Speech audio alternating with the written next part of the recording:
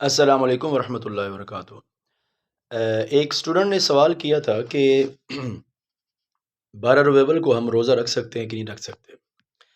تو دیکھیں، سب سے پہلی بات تو یہ ہے کہ صحیح حدیث کے اندر موجود ہے، اور یہ بڑی مشہور حدیث پاک ہے کہ نبی پاک صلی اللہ علیہ وآلہ وسلم ہمیشہ کثرت کے ساتھ ہمیشہ ہر سوموار والے دن روزہ رکھتے تھے۔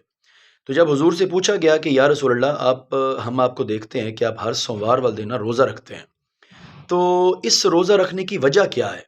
مطلب آپ کیوں روزہ رکھتے ہیں ہر سوموار؟ تو دیکھیں، حضور علیہ الصلوۃ والسلام نے اس کی اور کوئی وجہ نہیں بتائی۔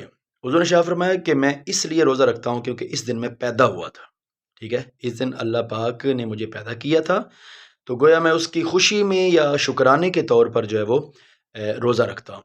گویا کہ آقا کریم علیہ الصلوۃ والسلام کے اس عمل سے یہ بات ثابت ہوئی کہ اللہ کی کسی بات کی خوشی میں اور کسی بات کی شکرانے میں جو ہے وہ روزہ رکھنا جو ہے وہ جائز ہے، ٹھیک ہے۔ اور حضور کا خود عمل یہ بتاتا ہے، اور اس سے ایک سیلیبریشن کی بھی ایک دلیل مل جاتی ہے کہ گویا کہ کسی بھی صورت میں، صورت جو بھی ہے، حضور علیہ السلام جو ہے وہ اپنا میلاد جو ہے وہ خود بناتے ہیں۔ اور پھر مدینہ میں جب تشریف لائے حضور، اور وہاں پر جو یہودی تھے وہ یوم عاشورہ کا روزہ رکھتے تھے 10 محرم کا، تو ان سے جب پوچھا گیا، یہ بھی بات بڑی مشہور ہے، ان سے پوچھا گیا بھی آپ یہ 10ویں محرم کا روزہ کیوں رکھتے ہیں؟ تو انہوں نے کہا جی اس دن اللہ تعالیٰ نے موسیٰ اور جو موسوی تھے، ان کے امتی تھے، ان کو فرعون سے نجات دی تھی، اس لیے ہم جو ہے نا اس دن کا روزہ رکھتے ہیں۔ تو اب حضور نے شاہ فرمایا کہ بھئی ہم ان سے زیادہ، یعنی ہم ان فرعون سے بنی اسرائیل سے زیادہ، یہودیوں سے زیادہ موسیٰ سے پیار کرتے ہیں، تو ہم اس لیے اب کیا کریں گے، 2 روزے رکھیں گے، ٹھیک ہے۔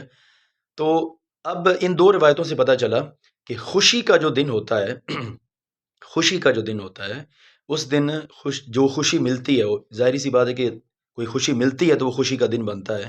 تو خوشی کے دن میں خوشی کا اظہار کرتے ہوئے روزہ رکھنا، یہ خود آقا کریم علیہ الصلوۃ والسلام کی جو ہے وہ سنت ہے۔